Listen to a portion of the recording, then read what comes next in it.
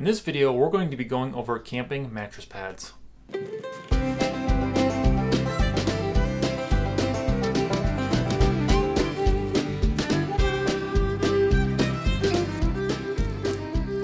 So this video is going to be comparing two different air mattress pads that I own. We'll be going over the pros and cons of each. We'll be looking at the REI Air Rails 1.5 pad, long and wide size, and the Sea to Summit Ether Light XT large size. Before I got into air pads, I started out with a yoga pad. I bought this thing years ago to be something to take on camping trips. I was inexperienced and always saw backpacking photos where people would have their bedroll or pads strapped to the outside of their pack. So like most novice people, I just went with a yoga pad. When I got to my second unit, I was issued a flat rectangular self-inflating Thermarest brand air pad. It's safe to say this was my first introduction to air pads.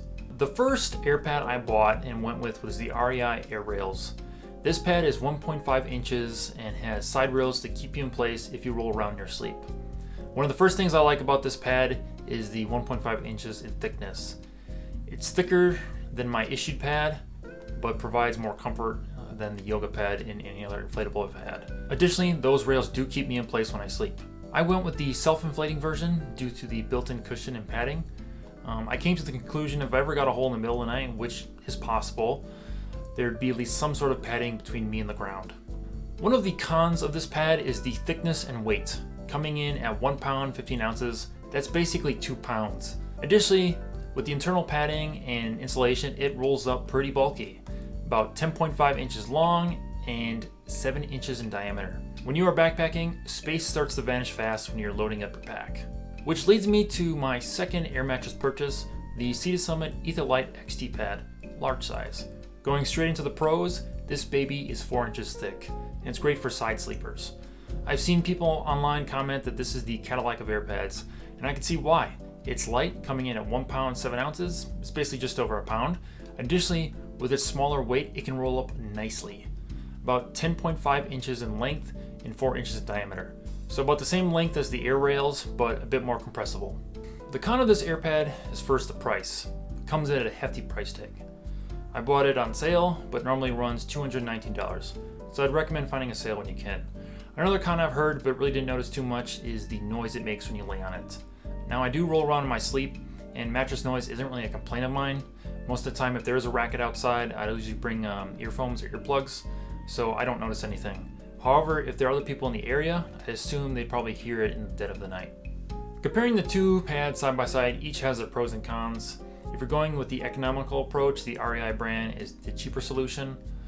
It's also thicker than your average pad at 1.5 inches. However, if you're going with comfort, the Sea to Summit is the winner in my opinion. Now, myself being over 6 feet, regular size pads just don't work for me. Both regular would be too short, and they're definitely not wide enough for my shoulders and my back. Which in turn, you get a bigger pad, it becomes bulkier and heavier, an aspect you pay for by being taller and bigger. If I was going to be in a sandier terrain, I'd probably go with the REI pad over the Sea to Summit.